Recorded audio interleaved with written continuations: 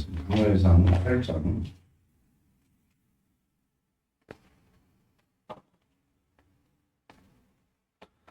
4절에서 7절까지 말씀입니다.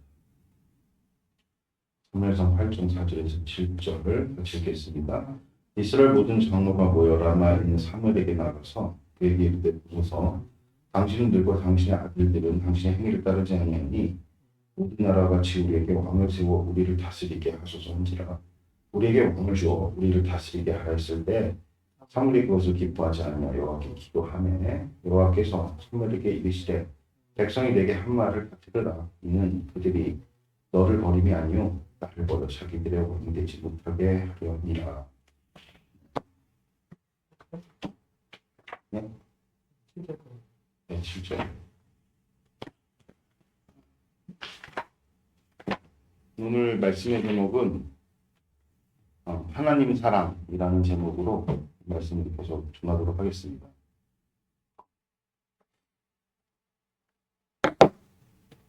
이스라엘 백성들이 지금 보여주고 있는 어떤 행태는 일단 기본적으로 배은망덕한 거죠. 이스라엘이 위기 가운데 놓였을 때 그 어떤 사사보다도 위대하게 이스라엘을 구원한 사사를 뽑으라면은 이 마지막 사사로 우리에게 일컬어지는 사무엘이다 이렇게 이야기를 해도 틀리지 않습니다. 그만큼 사무엘은 여느 사사들보다도 인격적으로도 훌륭했고 하나님과도 굉장히 가까웠죠. 우리가 12사사들의 일면들을 이렇게 보게 되면 하나같이 다 이제 부족함을 안고, 그렇죠? 이스라엘의 구원자로 활약을 했는데, 특별히 그 중에서도 기드온 같은 사람을 이렇게 꼽으라 그러면 참 스스로를 비루한 자로 여긴 아주 열등감에 휩싸인 그런 자를 주님께서 큰 용사로 세우셔서 정말 전무후무한 역사를 일으키셔서 300명의 용사로 수많은 대적들을 무너뜨리는 그런 엄청난 역사를 주님께서 이루셨음에도 불구하고 그가 성품적으로 인격적으로 주님과 가까웠다. 그렇게 보기 힘든 이제 이스라엘의 구원자로서 구원을 하고 이후에 이스라엘을 통치하는 어떤 형국들을 보면은 하나님의 영광보다는 사익에 빠져서 말년을 보내고 그 이후에 이제 아비멜렉이 나타나서 이스라엘 굉장히 혼란케 했던 그런 상황들을 우리가 보게 되죠. 자식이 척들도 엄청 많아. 자식이 한 70명 정도 됐죠. 그에 반해서 이제 사무엘 같은 경우는 어릴 적부터 거의 흠이 없이 철저하게 나실인으로 구별되어져서 이스라엘 제사장 직분을 감당하기도 하고 무엇보다 이제 아주 유명한 말씀이죠. 내가 이제 백성들을 위해서 하나님께 기도하는 범죄를 저지르지 않겠다. 그만큼 이제 하나님과도 굉장히 한나의 어떤 그런 신앙을 물려받은 어떤 성품, 인격적인 주님과의 교류가 아주 이전의 12사사와는 판이하게 다를 정도로 굉장히 훌륭한 면모를 갖췄고 그것은 이제 사역으로 이어졌는데 그 어떤 이스라엘의 구원자로서 활약했던 사사보다도 유의미한 사역을 보통 이제 이전의 사사들은 군대 사령관 느낌이 좀 많이 나죠. 야전 사령관처럼 실제 이스라엘의 군대를 진두지휘하면서 대적들을 물리쳤다면은 사무엘은 그런 성격보다는 말씀을 가르치는 교사로서 또한은 하나님의 약속의 말씀을 선포하는 선포자로서의 어떤 그런 면모를 나타내죠. 그래서 이스라엘로 말씀을 중심으로 하나 되는 이것보다 더 가치 있는 일이 하나님 나라에 없습니다. 그러니까 이전에 말씀을 떠났던 이스라엘로 다시금 말씀 앞에 서도록 만든 것이 사무엘이에요. 그러니까 어떻게 보면은 사사 시대로 국한하지 않고 이스라엘 전체 지도자들 가운데서도 손을 꼽을 수 있는 아주 훌륭한 그런 리더십을 발휘한 사무엘이었는데 그런 사무엘을 지금 이스라엘 백성들이 버리는 거죠. 뭐 이유가 아예 없진 않죠. 아들들이 보니까 사무엘의 길을 따르지 않고 뇌물을 받고 재판을 붙게 하는 그런 어떤 분명한 사무엘의 아들들의 죄라고 얘기할 수 있겠죠. 혹은 또 연약함. 그러니까 이런 내용들을 보게 될 때 사무엘도 결국에는 사람이죠. 완벽할 수 없습니다. 어쨌든 완벽할 수 없는 그 사람의 연약함과 흠을 빌미로 지금 이스라엘이 사무엘에게 다른 리더십을 요구하죠.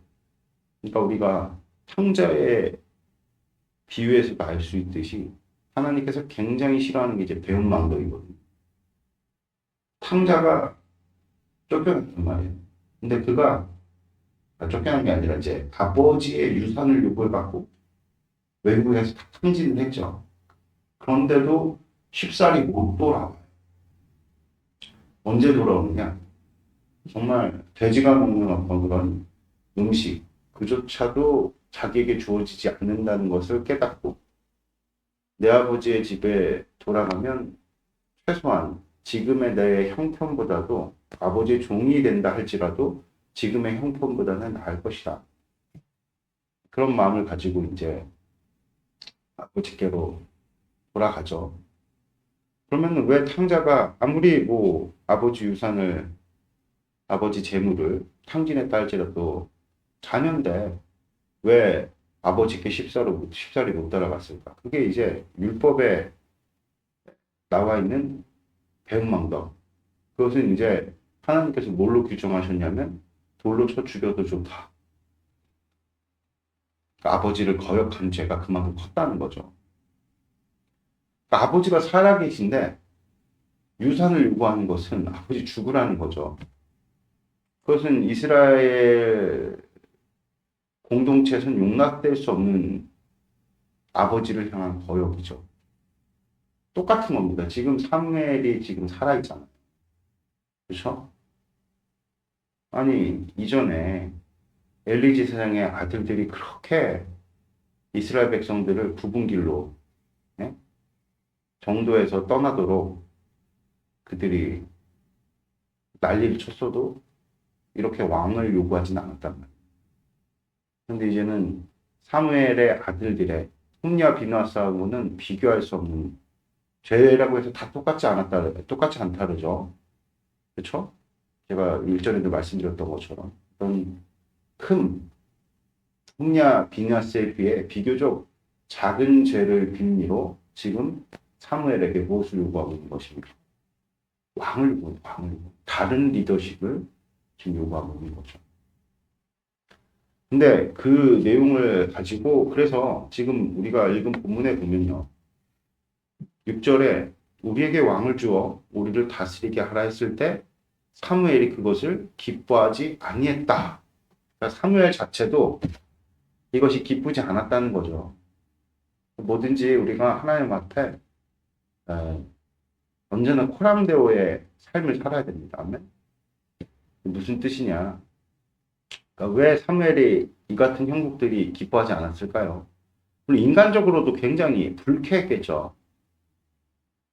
아니 지금 블레셋에 거의 종로릇하던 자들을 다시 불러일으켜 세워가지고 활약하게 해서 블레셋을 제압하고 나라를 나라답게 만든 혁혁한 공을 세운 자가 누굽니까? 사무엘입니다. 사무엘. 그리고 사무엘이 평생에 얼마나 공의대로 재판하는 게 어려운 줄 아시죠? 공의대로 재판하는 게 어렵다는 것은 예수님의 불의한 재판장의 비유를 보면 알 수가 있어요. 대충 판결을 하면요, 쉽죠. 그러면은 어떻게 됩니까? 공의가 굳게 되죠. 대충 판결한다는 것은 판결자 중심으로 억울한 자, 호소하는 자의 목소리를 경청하지 않는다는 의미예요. 왜냐하면 그것을 다 듣고 판결을 하려면 이것도 저것도 다 따져야 되니까 부지런해져야 되고, 그렇죠? 또 신경 많이 써야 되고 마음 많이 쏟아야 된다는 의미겠죠. 근데 판결자가 오늘 이 아들들처럼 뇌물을 받아서 판결하는 건 쉬운 일이죠. 나를 위한 것이고 판결을 받는 자를 위한 것이 아니잖아요. 근데 사무엘은 공의대로 그리고 억울한 자, 호소하는 자의 목소리를 경청하면서 바르게 평생 동안을 사사로 판결자로 이스라엘의 재판장으로 살았단 말입니다. 그러니까 이스라엘을 잘 다스리고 통치했다는 거죠. 그런데 이제 그 사무엘의 목전에서 너에게 리더십을 박탈해갖고 다른 어떤 자에게 내어주어라. 얼마나 대응망덕한 일입니까? 사무엘 자체도 기분이 썩 안 좋았겠지만 이런 식의 배은망덕이라는 가치를 가지고 뭔가 변화를 모색하는 것은 하나님께서도 기뻐하시지 않죠. 저 같았으면 대놓고 승질을 부렸을 텐데 사무엘을 온유해서 그렇게 하지 않고 자신의 어떤 개인적인 불쾌함을 안고서 삼킨 거죠. 삼키고 하나님께 여쭤본 겁니다. 그러니까 우리가 신앙생활을 하면서 특별히 이제 우리가 신앙이 성장하며 자라날수록 돌봐야 되는 자들이 생기죠. 그러면 돌봐야 되는 어떤 위치에 서게 돼. 그걸 리더십이라고 얘기하잖아요. 사람 죄인이어서 우리가 자원한 마음으로 희생하고 헌신할 때 모든 사람들이 그것을 감사하고 고맙게 여길 거라는 그런 기대를 갖지 않는 것이 좋죠. 종종 우리는 내가 왜 사서 고생하나 이런 생각이 들 때도 있겠지만 뭔가 우리가 선의를 베풀었을 때 돌아오는 것이 굉장히 배은망덕한 내용들로 돌아오게 될 때 불쾌해서 그만두고 싶어지죠. 될 대로 되라. 내팽개치고 싶고. 사무엘이 그랬던 마음 아닐까요? 아니 무슨 어떤 권한이 있다 그랬으면 그 권한을 가지고 저주한다거나 괴롭히고 싶겠죠. 보복하고 싶겠죠. 그러나 그렇게 하지 않고 온유한 마음을 가지고 하나님께로 나아가는 이런 지혜를 우리가 배울 필요가 있습니다.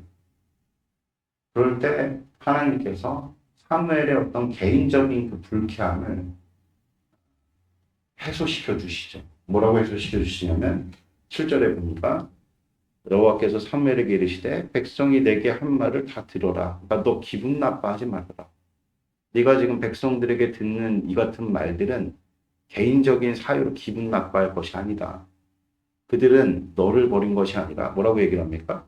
7절에 너를 버림이 아니요 나를 버려. 보세요. 지금 이스라엘의 이 같은 요구가 백면 그대로 그냥 표면적으로 볼 때는 누굴 버리는 일입니까? 사무엘을. 근데 실상은 그것이 사무엘을 버리는 것이 아니라 누구를 버리는 일이라고 이야기를 합니다. 하나님 당신을 버리는 일이다. 그러니까 개인의 불쾌함에서 사무엘의 어떤 그런 개인의 공동체를 향한 소나 불쾌함, 그렇죠? 그런 것들을 서글픔 이런 것들을 하나님께서 당신 거죠. 그만큼 하나님과 사무엘은 긴밀한 관계였다.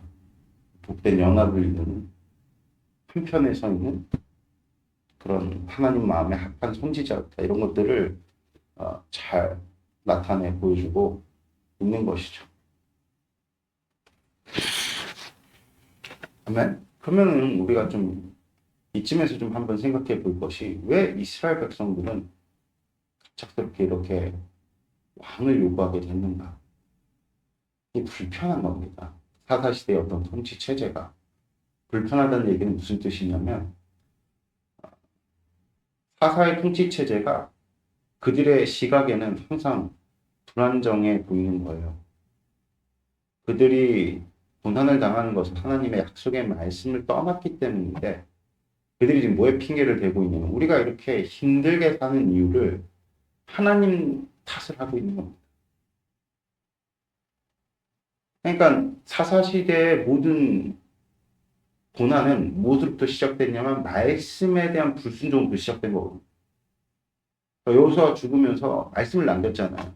각 지파에게 너희들에게 할당된 땅에 족속들을 다 내어쫓고 차지하라 그랬거든요. 그게 안식이에요, 여러분. 안식. 근데 그렇지 못했단 말이에요. 그런 어떤 말씀을 거역하고 또 말씀을 무시하고 혹은 말씀을 믿지 못해서 그들의 삶 가운데 이같이 남아있는 족속들이 가시가 돼갖고 그들이 하나님의 약속의 말씀을 떠날 때마다, 그렇죠? 죄를 범할 때마다 그들이 가시처럼 일어나갖고 막 찔르는 그런 일들이 벌어졌고, 그러니까 자신들의 죄 때문에 벌어진 그 고난의 문제를 가지고 지금 이스라엘 백성들이 뭐라고 지금 사무엘에게 얘기하고 있냐면, 우리도 다른 나라들처럼 왕정 체제를 갖추지 못했기 때문에 우리가 늘 이렇게 힘든 거 아니겠느냐. 그러니까 우리가 인생을 살면서 성령 하나님의 충만하심이라는, 성령 하나님의 내주하심이, 그 내주하심을 쫓아서 우리가 거룩을 이루면서 늘 하나님과 교류하며 교통하며 살 때 하나님께서 우리의 인생을 복되게 하시죠. 복되게 하신다는 것을 뭐 안락함이나 어떤 인생의 편리 이 정도로 우리가 여길 것이 아니라, 어떤 자리에 서 있든지 간에 하나님께서 하나님 백성다운 어떤 그런 영육 간에 뭐 특별히 영적인 우리에게 만족을 주신다, 이런 의미로 우리가 받아들여야 될 텐데, 그렇지 못하고, 그러니까 어떤 위치에서 어떤 모습으로 서 있든지 간에 사도 바울처럼 자족한 어떤 그런 비결을 가지면서 안고서 우리 안에 하나님께서 허락하신 그 경계 안에서 정말 우리가 즐거이 주님을 찬양하며 주님을 경배하며 또 주님을 사랑하는 그 마음으로 내게 주어진 자들을 사랑하며 살아가는 것, 그것을 우리는 이제 총칭해서 교회로 산다, 이렇게 이야기하는 것이죠. 그러니까 이런 교회로 살아가는 그런 복된 삶을 이스라엘 백성들에게 주님께서 허락하셨단 말입니다. 그렇죠? 그런데 이들이 하나님의 약속의 말씀을 떠나서, 사무엘 때는 특별히 하나님의 약속의 말씀이 희귀했던 때라고 그러잖아요. 그만큼 하나님의 약속의 말씀을 듣지 않고 이 세속적인 가치에 기대서 세상을 사랑하는 마음으로 살아가니 계속해서 이제 대적이 일어나는 것 아니겠습니까? 그게 원인이에요. 그게 문제예요. 근데 그런 문제와 원인을 가린 채 지금 자신들이 지금까지 살아왔던 어떤 고통의 문제에 관한 원인을 좀 호도하고 있는 거죠. 그러면서 이제 사무엘에게 왕을 요구하는 어떤 배은망덕한 어떤 형식의, 그러니까 배은망덕한 형식이라고 얘기하기 좀 웃기긴 한데, 배은망덕한 모습으로 지금 사무엘에게 왕정을 요구하는. 왜 이 사람들이 이렇게 왕정에 집착을 했느냐? 우리가 잘 생각해야 될 게 뭐냐면, 사사시대의 특징은 이스라엘이 고난을 당할 때 하나님께 간청을 드리는 거였어요. 간구를 하는 거. 그때그때마다 필요를 간구할 때 주님께서 구원자를 보내주시는 거죠. 이게 싫은 거예요, 이게. 그러니까 하나님과 상대하는 것이 싫은 거죠. 이게 참, 여러분들 보세요. 이스라엘 백성들이 왕정이라는 어떤 그런 시스템에 기대서 이제 나라가 굴러가기 시작하게 되니, 우리가 잘 알다시피 최초의 왕이 누구였죠? 이스라엘 백성들이 요구했던 사울이었단 말이에요. 근데 그 사울이 넘어졌죠. 그리고 하나님 마음에 합한 다윗이 일어서가지고 기울어져가는 이스라엘을 다시금 통일하고 정말 위대한 왕으로서, 하나님과 마음에 합한 왕으로서, 그렇죠? 이스라엘 전역을, 가나안 땅을 여호수아가 약속한 그 모든 가나안의 경계를 다 회복하는 그 놀랍고도 복된 역사가 일어났으나, 그 다음 왕이었던 솔로몬 때 결국에는 어떠한 일로 흐르게 됩니까? 하나님께서 왜 이스라엘 백성들에게 왕을 주시기를 싫어했느냐? 그 왕이라는 왕을 세우는 것은요, 이제 그 가문의 세습을 의미하는 거. 다윗이라는 어떤 그런 혈통의 세습을 의미하는 거. 이게 이스라엘 백성들에게 통치 안정감을 가져다 주죠. 그러니까 사사 시대는 이런 통치의 안정감이 이들에게는 없는 거죠. 그러니까 사람은 끊임없이 안정감을 요구하죠. 이제 내가 총각 때는 그냥 월세고 전세고 이런 데 살아. 결혼하게 되면 이제 어느 정도 집도 좀 있어야 되고. 그렇죠? 자식들도 여러분들 왜 좋은 대학에 가기를 바랍니까? 그래야 안정된다고 생각을 하기 때문이죠. 그러니까 인생의 어떤 그런 하나님께서 나에게 허락하신 어떤 비전보다는 이 세상에 예수님께서 그런 말씀하셨거든요. 너희들이 먹든 그러니까 너희들이 이렇게 들에 핀 백합화를 봐봐. 제가 뭐 노력도 하지 않고 제가 무슨 씨를 뿌리지도 않는데 농사도 짓지 않는데 하나님께서 들에 핀 백합화도 입히시고 저기 공중에 나는 새들 다 먹이시지 않아? 그러니까 먹고 마시고 입는 것에 대한 강구는 이방인들이나 하는 것이. 그러니까 우리의 모든 인생을 하나님께서 책임지신다 라는 그런 어떤 믿음의 확정을 예수님께서는 우리로 가지라고 말씀을 하시죠. 그렇잖아요. 그러니까 하나님 눈에 보이시지 않지만 이스라엘이 어려움과 곤란에 빠질 때마다 그것도 이스라엘이 범죄해가지고 잘못해가지고 맞지 않은 어떤 결과였을진데도 불구하고 주님께서 그때그때마다 구원자를 일으켜 세우셔서 이스라엘을 건지셨단 말이에요. 그러니까 여기에 어떤 이 사사기에 흐르는 메시지가 있는 겁니다. 그러니까 너희들 세상 사람들처럼 그렇게 안정을 추구하면서 생존이 전부인 것 마냥 살아가지 말라니까.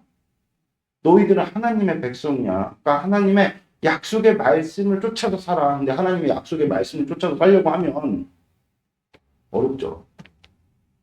예를 들어서 뭐 사업을 하시는 분들, 자영업을 요새 굉장히 어렵다 그러잖아요. 근데 내가 주일 청소하겠다고 7일 중에 하루는 쉰다. 근데 다른 가게들은 다 주일마다 해. 그럼 내가 하나님 말씀 쫓아 살겠다고 주일을 딱 쉬어버리면은 당장에 큰 혼을 보낸 것처럼 느껴지지 않아요?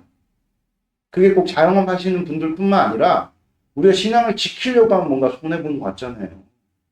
안정적이지 않은 것 같고 불안한 것 같고. 그러니까 결과적으로 눈에 보이는 가치를 인정하지 않고 눈에 보이는 것대로 살겠다고 요구를 하고 있는 것이 지금 왕을 요구하는 거예요. 그러니까 야 사무엘 사사 너가 이제 이렇게 사라지게 되면은 네 아들들도 이렇게 굳게 통치를 하고 봐봐. 그럼 나라가 또 힘들어지겠지. 그러면 또 우리가 주님께 또 어렵게 구해야지. 또 당신 같은 또 사사를 보내실 이런 삶은 너무 불안하지. 불안정하지. 우리는 조금 더 안정적인. 그러니까 리더십이 흔들릴 때마다 이제 불안하긴 하겠죠. 이스라엘 전체 어떤 그런 다른 나라들 이렇게 보니까 왕이 딱 세워져 가지고 이렇게 그 왕의 혈통대로 세습이 딱 되니까 왠지 안정적으로 보이고 그렇잖아요. 우리도 그렇잖아요. 여러분들 세상 딱 바라보면서 잘 나가는 사람들이 뭐 돈을 이만큼 싸질머지고 강남에 좋은 아파트 하나 딱 한 채 딱 사가지고 거기서 잘 지내고 있으면 굉장히 안정적으로 잘 지내는 것 같고 그렇죠? 저게 행복인 것 같고 그런 거 아니에요? 그 크리스찬들도 세상 사람들처럼 세속적 가치에 그냥 모두 매여가지고 그렇죠? 뭐 자녀들 교육도 강남 8학군 정도는 가야지 자녀들이 잘 될 것만 같고 그들이 행복하게 살 것만 같고 그러면서 하나님께서 우리에게 주신 비전, 맡기신 일들에 대해서는 간과하면서 그러니까 맡기신 일들이 뭐예요? 사실은 하나밖에 없잖아요. 하나님의 약속의 말씀을 지키는 거죠. 하나님을 뜨겁게 사랑하고 하나님을 뜨겁게 사랑하는 그 마음으로 서로를 사랑하는 것에 집중하는, 여러분들 서로 사랑하는 얼마나 힘든지 아십니까?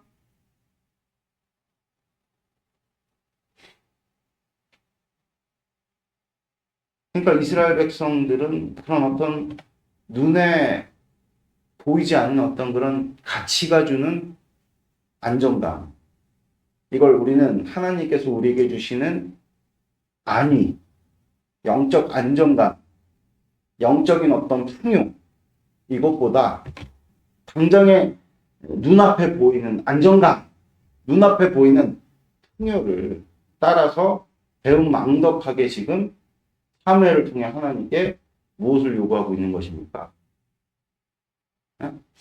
왕을 요구하고 있는 거예요. 통치 체제를 요구하고 있는 겁니다.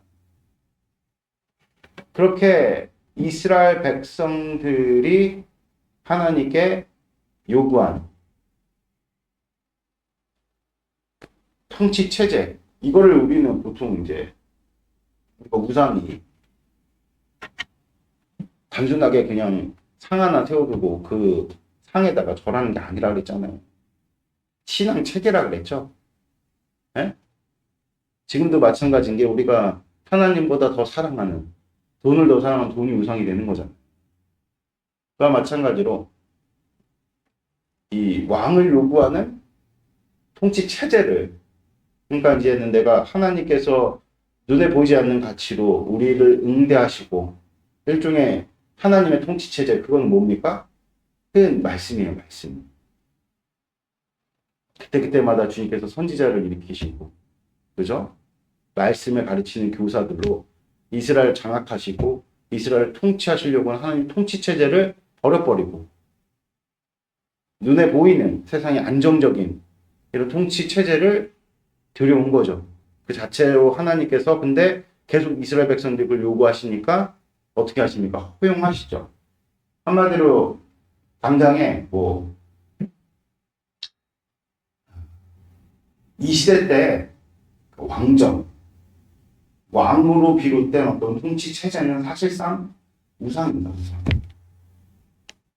근데 이스라엘이 무지해서 설명해도 못 알아먹으니까 주님께서 허용을 하시면서 결과적으로 3대 만에 나라가 어떻게 되죠? 쪼개져 버려요. 그래서 잘 보세요. 우리가 영적으로 우리가 적용을 해서 이제 이야기를 해보자면, 우리가 하나님의 약속의 말씀을 위해서가 아니라 정말로 내가 하나님을 믿기에 눈에 보이지 않는 그분이 나와 함께 계심을 확정하면서 우리가 하나님의 약속의 말씀을 내 인생의 가장 큰 우선순위를 가지고 인생을 살아가게 될 때 그 인생 가운데 하나님께서 주시는 영적인 부요와 그리고 영적인 안위, 영적인 어떤 그런 이 사도 바울이 이야기했던 것처럼 내가 부에 처할 줄도 알고 가난에 처할 줄도 아는 일체 자족의 비결을 배웠다고 이야기를 하죠. 그런 하나님께서 주시는 정말 영원의 가치죠. 모든 우리의 육신을 뛰어넘는 세상이 줄 수 없는 그런 어떤 안식, 이것을 우리가 간과하고 세상을 여러분들 우리가 눈에 보이는 쉬운 길로 우리가 쫓아나갈 때 반드시 거기에는 크리스천들은 어떤 일들을 접하게 되느냐, 인생의 여러 가지 고난이라고 얘기했는데, 고난의 문제들을 다 따지고 보면은 이스라엘이 겪었던 일들이 그 분열이에요, 분열. 삶이 흩어지는 거.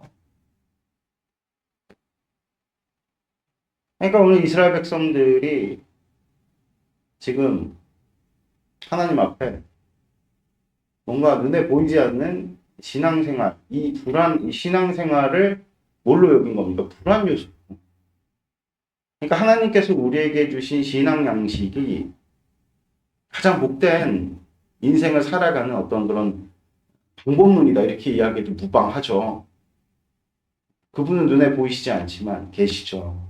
이것을 확증하면서 확신하면서 살아가는 삶, 우리가 기도하는 이유, 우리가 말씀 보는 이유, 우리가 예배하는 이유입니다. 그러니까 우리가 기도와 말씀, 예배를 왜 이렇게 강조하느냐? 그분은 눈에 보이시지 않지만 존재하시기 때문에 그분이 살아계심을 우리가 향유하며 살아나갈 때 우리의 삶이, 여러분들 우리가 가졌다고 하는 것을 부자의 비유를 주님께서 말씀하시잖아요.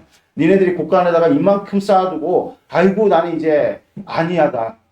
나는 이제 참 등 따스고 이제 배부르다. 이렇게 살아가는 것이 얼마나 어리석냐.